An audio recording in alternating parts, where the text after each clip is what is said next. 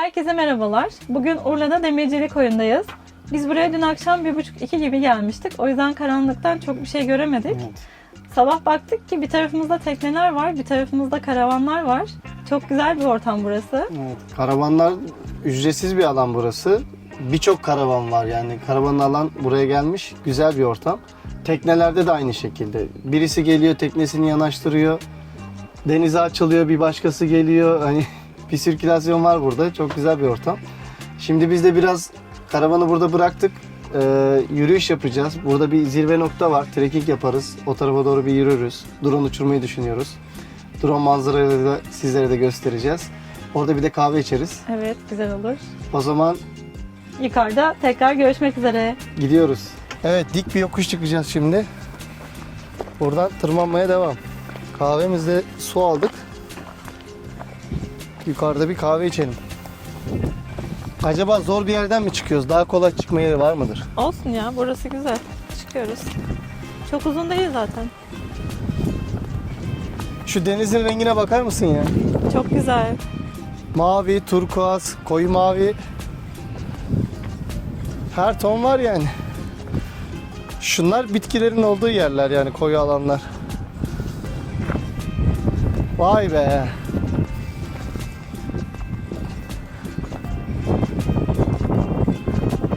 Aslında var ya, buraya çadır kampı atılır. Ama çok esmez mi? Tepe. Ya bu aralar rüzgar çok ama Tam yazın rüzgarsız geldiğinde bir yapar. ortamda, yani şu ağacın arkasında falan Ağustos'ta konaklanabilirsin. falan. Burası çok güzelmiş ya. Evet, bence de burası tam çadır yeri. Bir de düz bir arazi ya. Şimdi en tepeden göstereyim.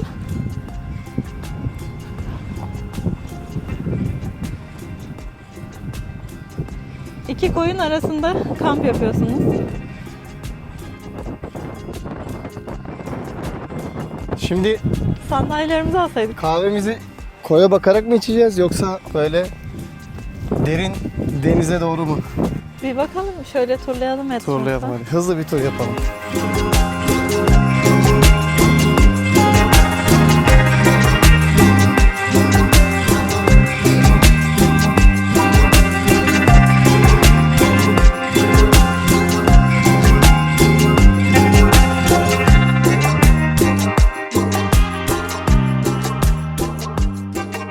Şimdi döndük dolaştık, en güzel yeri bulduk. Çok rüzgar olduğu için her yere oturamıyorsun.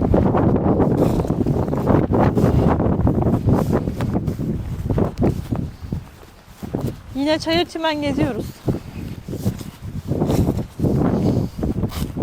Evet, bence burası güzel. Çiçeklerin içinde. Evet, bence de. Ağaçlar keser rüzgarı. Şu taşları biraz temizleyelim.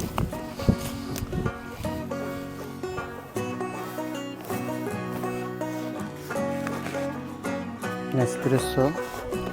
Hop. Hemen şöyle 2 tane taş. Şimdi onlar dursun. Önce ne yapalım? Su haznemizi su dolduralım.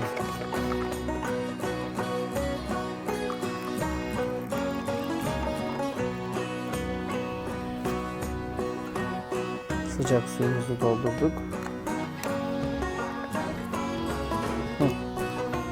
Suyumuz hazır. Şimdi açık toz kahve de alabilirdik ama bunlar güzel oluyor diye bundan aldık. Bunu açıyoruz.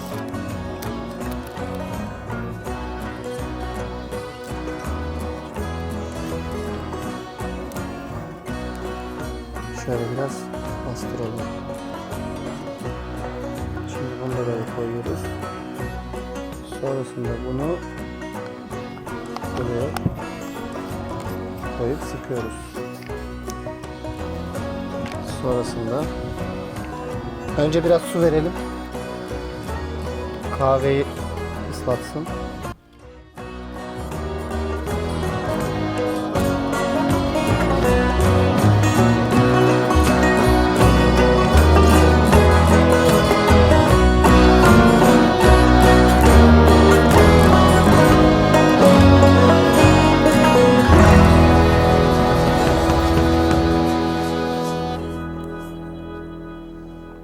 Evet. Buyurun efendim. Çok güzel oldu.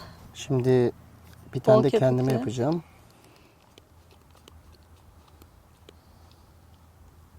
Tamamdır. Sonra temizliğini yaparız bunu da. Eline sağlık. Kahvelerimiz hazır. Afiyetle içebilirsiniz.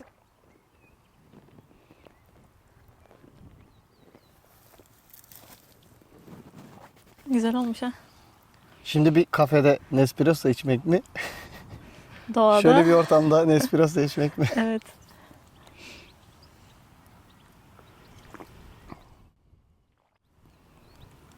Bayağıdır kahve içmiyordum ya. İyi geldi şu an. Ben bu tepeyi çok sevdim. Değil mi? Şey gibi ya. Tam bize Saklı göre ya. cennet gibi burası. Yemyeşil. İnsan yok. Çöp de yok burada çok fazla. İnsan olmayınca çöp de olmuyor işte. Evet. Yalnız şurada duran karavanların bir şey fark ettim. Çoğu sahipsiz. Ya bırakıp gitmişler herhalde. Şöyle bir abiyle de konuştum. Kiralık karavanları buraya bırakmışlar. Hmm. Burada kiralıyorlar. Bungalov ev gibi aslında. Sabit geliyorsun, karavan kiralıyorsun. Ama işte bu sefer ne oluyor? Günübirlik gezen ya da karavancı gezmeye gelmiş, yer bulamıyor ya da diyor ki işte burası niye böyle? Çöpler yığılmış. Konteyner var. Konteynerin yanı çöp dolu. Yani konteyner içi boş. Ama Ya herkes işte- yana atmış. Birisi oraya atınca kanepe var. Kanepenin üstüne Hı hı. çöpleri biriktirmişler. Yani burası biraz kırsal alan. Yani çok fazla insanlar gelmiyor. Güzel bir şey. Ama ortamı da kirletmek kötü duruyor. İşte kim kiraya veriyorsa o karavanları buradaki hizmeti de onun yapması Evet. lazım. Ya birkaç kişi şey diyordu. Buraya bir düzenlenmesi lazım. Ya düzenlenmesi lazım deyince artık insan korkuyor. Buraya Evet. da hizmet gelecek. Burası da ücretlenecek anlıyoruz yani. Hani burası Aynen. Düzenlenince yasaklar geliyor çünkü. şöyle bir düzenleme olabilir mesela. İşte burada görevli birisi olacak. Hani cüzi bir miktarda hizmet karşılığında para alabilir. Mesela işte su satışı yapar, ne bileyim tost yapar, şey yapar. Oradan hani gelirini her türlü elde eder yani.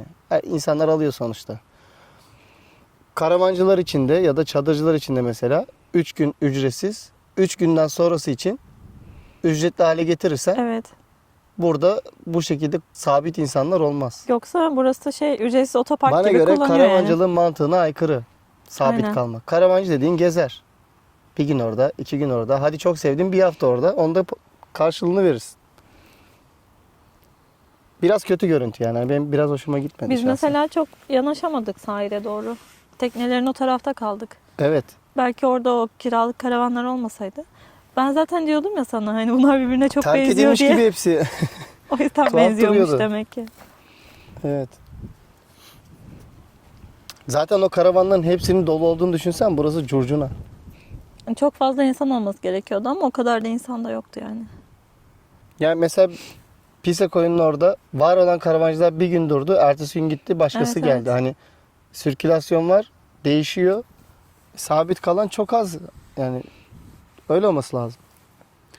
Neyse. Buraya bir el atarlar herhalde.